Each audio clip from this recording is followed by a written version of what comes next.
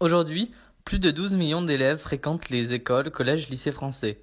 Et pourtant, ce sont plus de 43 millions d'enfants qui, chaque jour, sont en pleine détresse. Face à cela, des personnes se mobilisent.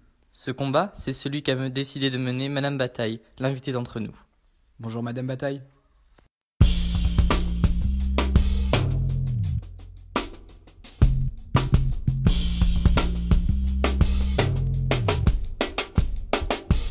Bonjour et bienvenue à Blaise Pascal. Tout d'abord, j'aimerais que vous vous présentiez un petit peu, savoir un peu pourquoi vous êtes là. Bonjour, Marie Bataille. Je suis référente pour l'UNICEF dans la région audomaroise. Et à mes côtés, une dizaine de bénévoles s'activent à faire valoir les valeurs que défend l'UNICEF. Alors, une première question assez générale. Qu'est-ce que l'UNICEF et pourquoi a-t-elle été créée ? Alors, l'UNICEF est une agence de l'ONU. Elle a été créée au lendemain de la Seconde Guerre mondiale, quand le constat a été fait qu'une extrême pauvreté s'était installée à travers le monde et que beaucoup d'enfants se retrouvaient dans une grande misère. Donc les États ont décidé de se regrouper et d'agir. Donc UNICEF, United Nations International Children's Emergency Fund, Fonds d'urgence international des Nations Unies pour l'enfance. Voilà l'origine du mot. Très bien. Alors, dans l'exposition qui est affichée à Blaise Pascal, justement, on a pu lire une phrase « Ne fermons pas les yeux sur la réalité de notre monde ». Alors justement, on peut en revenir avec notre question. Pour vous, c'est quoi la situation des enfants dans le monde aujourd'hui ? Alors, la situation actuelle des enfants dans le monde évolue. De grands progrès ont été faits. On constate par exemple qu'en 30 ans, le taux de mortalité des enfants de moins de 5 ans a baissé d'environ 60%. C'est considérable. Le nombre d'enfants non scolarisés a baissé de 40%. Ce sont des chiffres qui parlent d'eux-mêmes. On vaccine de plus en plus. On a même pour but de vacciner d'ici quelques années 100% des enfants à travers le monde, ce qui est colossal et qui augure d'une meilleure santé pour eux. Donc voilà, cette situation est plutôt meilleure. Simplement, on voit bien que le nombre de conflits à travers le monde est en augmentation permanente. On n'a jamais eu autant de conflits en même temps à travers le monde qu'en ce moment. Donc tout ça, les épidémies, on vit la Covid, en ce moment en France et à travers le monde, et on peut imaginer déjà la manière dont c'est déstructuré dans notre pays, ce que ça peut donner dans des pays où on n'a pas les systèmes de santé et les systèmes éducatifs que nous, on peut avoir dans les pays très industrialisés. Donc c'est un équilibre permanent et on va sans doute beaucoup régresser ces années-ci. Donc il faudra redoubler de vigilance et redoubler de moyens pour faire face à travers le monde à cette crise qui nous occupe en ce moment. Donc aujourd'hui, l'UNICEF intervient, il me semble, sur tous les continents. Où intervient-elle concrètement, précisément, et quelles sont ses principales missions ? Alors, elle intervient dans 190 pays à travers le monde. Le plus gros impact, c'est sur l'Afrique subsaharienne. À peu près 45% des actions vont à cette destination-là. Ensuite, le Moyen-Orient et l'Afrique du Nord pour 25%. L'Asie, 17%. Et ensuite l'Europe centrale, Amérique latine et le reste. Alors les missions principales, vous me posiez également la question en même temps, en fonction des droits fondamentaux des enfants, que défend la CIDE, Convention internationale des droits de l'enfant, dont on a fêté le 31e anniversaire le 20 novembre.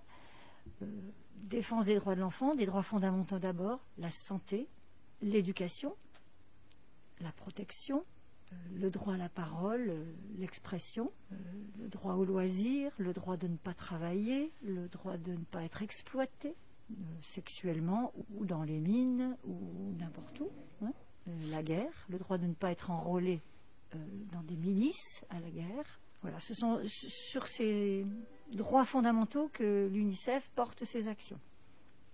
Elle agit, elle met en place des programmes pour faire face à ces besoins-là fondamentaux.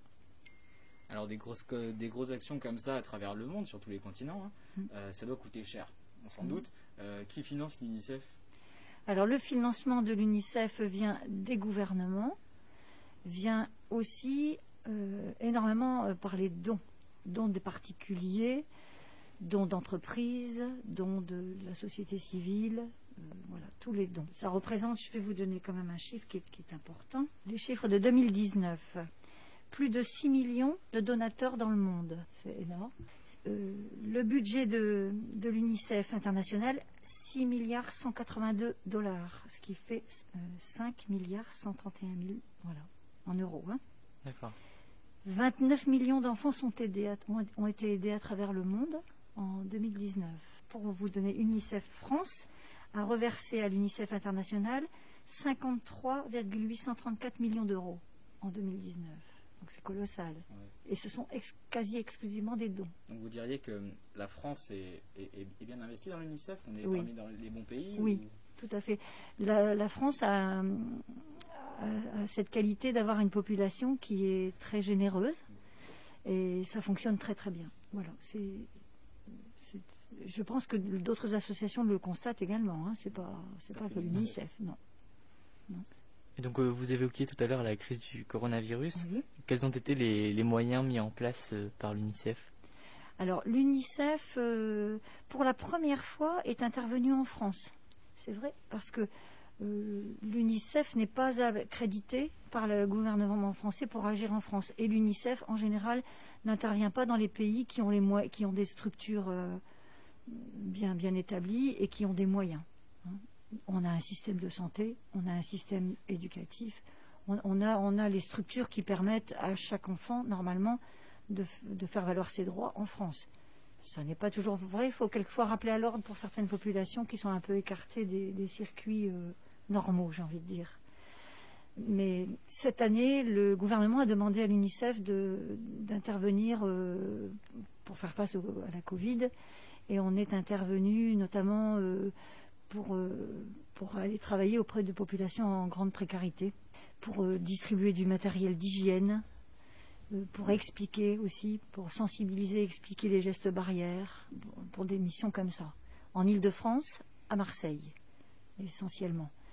Après, l'UNICEF a fourni des ordinateurs, 350 ordinateurs, dans des familles très pauvres, où il n'y avait pas d'accès à l'école, puisqu'il n'y avait pas d'ordinateur. Voilà. C'est la première fois qu'on intervient en France. Sinon, au plan international, l'UNICEF a fourni du matériel d'hygiène pour les soignants, des blouses, des surblouses, des produits de lavage pour les mains. Voilà, elle est intervenue essentiellement pour ça.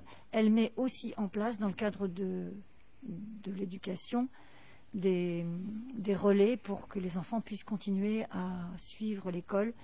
Ils ont travaillé avec les radios, avec les télévisions des pays moins bien organisés, de manière à faire des programmes scolaires à la télé, à la radio, remettre des circuits de diffusion par Internet, rétablir de l'électricité dans des endroits où il n'y avait pas moyen de capter par l'électricité. Donc c'était vraiment le b.a.-ba avant de commencer à faire de l'enseignement par télévision, etc. Donc ils ont travaillé sur ces questions-là. Ils ont investi pas mal d'argent pour tout ça. Voilà, c'est réaction face à l'urgence, quoi. Donc il y a plein de défis à relever pour l'UNICEF. Vous diriez que l'UNICEF et les enfants dans le monde sont confrontés à quelles difficultés et quels défis? Aujourd'hui, le défi, c'est de remettre les enfants à l'école. Ouais. C'est vraiment le plus important. Parce que quand ils vont à l'école, ils sont aussi soignés. Les campagnes de vaccination se font à l'école. Il faut savoir, j'ai relevé qu'aujourd'hui, il y a un certain nombre d'enfants qui n'ont plus un repas par jour parce que le seul repas qu'ils avaient, c'était à l'école. Donc, c'est vraiment le plus important pour les enfants, c'est l'école. C'est le pilier, c'est l'école. Tout part de l'école, de l'éducation. L'école, l'éducation, et ça en vient du coup la santé, et voilà. La nourriture, en fait, tout est relié à l'école. Sans compter que les enfants qui ne vont plus à l'école vont subir de nouveau des violences, vont se retrouver à la rue, donc ne sont plus protégés. Et c'est vraiment le b.a.-ba, c'est l'école. C'est vraiment indispensable, quoi. Aller à l'école. Ah oui, non, c'est recréer des conditions pour que les enfants aillent à l'école, pouvoir les réaccueillir à l'école. Oui. Et donc, à votre avis, nous, en tant que jeunes lycéens, à notre échelle, comment pouvons-nous agir en faveur de l'UNICEF et plus généralement en faveur du droit des enfants? Ben voilà, vous êtes dans la sensibilisation. C'est la première des choses à faire, c'est qu'on prenne conscience que quand on prend conscience des choses, après on trouve des idées pour continuer à travailler dans ce sens-là.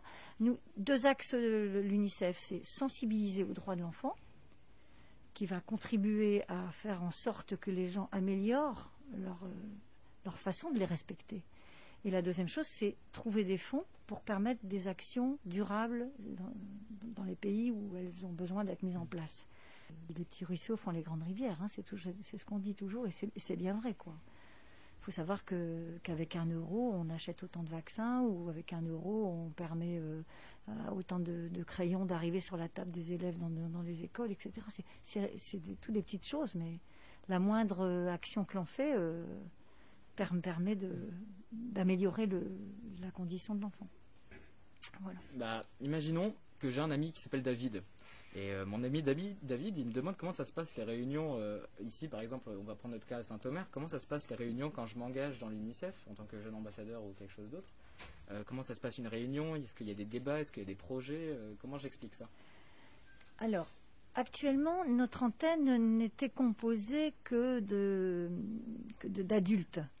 D'adultes qui ont proposé des actions ou déjà proposées par UNICEF France, ou des actions que localement on a décidé de faire. On se voit en réunion, je propose ou quelqu'un d'autre propose, on en discute, est-ce que c'est faisable, avec qui, où, quand, comment, voilà, c'est ça. On est dans l'action plutôt que dans la réflexion permanente. Je vais dire qu'on ne fait pas beaucoup de réunions, on discute un petit peu par Internet, par mail, pardon, et on se colle pas mal aux actions nationales. Maintenant, il commence à y avoir de plus en plus de jeunes qui s'engagent. D'ailleurs, au niveau de la France, par exemple, sur les 5500 bénévoles que nous avons aujourd'hui, on a de plus en plus de jeunes. On arrive à plus de 50% de jeunes qui s'engagent. Ça, c'est formidable. Je trouve ça, c'est extraordinaire. Donc, je pense qu'on va devoir réfléchir à une autre façon de travailler avec les jeunes. Je trouve, moi, que les jeunes, il faut travailler là où ils sont. Parce que après vous avez vos familles, vos études, etc. Il faut pas négliger ça. Donc c'est pour ça que j'avais d'ailleurs proposé à Valentin de mener une action au sein de son établissement, parce que c'est le plus simple. Après, il n'y a rien de formel. Si UNICEF Paris organise des réunions, des formations, ça c'est obligatoire.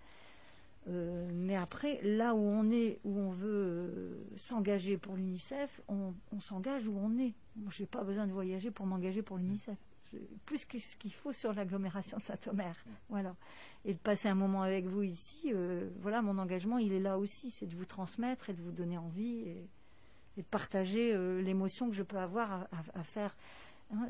J'ai retenu de Jean-Marie Dru, notre président français, quand il est venu à Lille, il a dit les actions que vous menez, faites-le parce que ça vous fait plaisir. Faites-le avec joie. Et donc, ce que vous faites à Lille ne sera pas forcément fait à Saint-Omer et sûrement pas à Marseille, quoi. Donc, par contre, on a un cadre et le cadre, c'est les droits de l'enfant, c'est faire connaître les droits de l'enfant, améliorer la connaissance et donner envie de défendre ses droits. Alors, quand je dis les droits de l'enfant, on a parlé beaucoup à travers le monde et je reviens sur la question des droits des enfants en France, les droits des jeunes en France, qui ne sont pas forcément connus des jeunes. Donc faire connaître qu'est-ce que c'est que les droits, quels sont vos droits en France. Et je pense que si les jeunes connaissent bien leurs droits, leurs relations seront bien différentes aussi. Ça donne aussi, quand on parle des droits, on est dans le respect. On est dans le respect, on est dans l'écoute de l'autre. Et je sais que vous avez beaucoup travaillé sur le harcèlement. Le droit de ne pas être harcelé et le droit de, par exemple pour vous, de ne pas être d'accord avec le point de vue d'autres et qu'on ne vous impose pas de devoir penser parce que voilà, certains ont trouvé que la bonne parole c'était ça. Le droit de vous faire votre propre opinion, donc de vous renseigner, de lire les journaux, d'écouter la radio, d'écouter le point de vue des copains et de vous faire votre propre idée on a le droit de ne pas être d'accord et on n'a pas toujours raison. Voilà.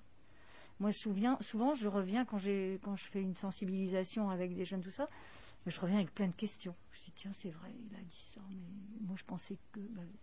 ça permet d'être toujours en éveil, voilà. Il faut garder son libre arbitre, et on apprend toujours. Et ben justement, on en apprend toujours et on en a appris aujourd'hui grâce à vous. Merci. Merci à vous. Merci beaucoup. Ça me fait plaisir, en tous les cas, d'être venu.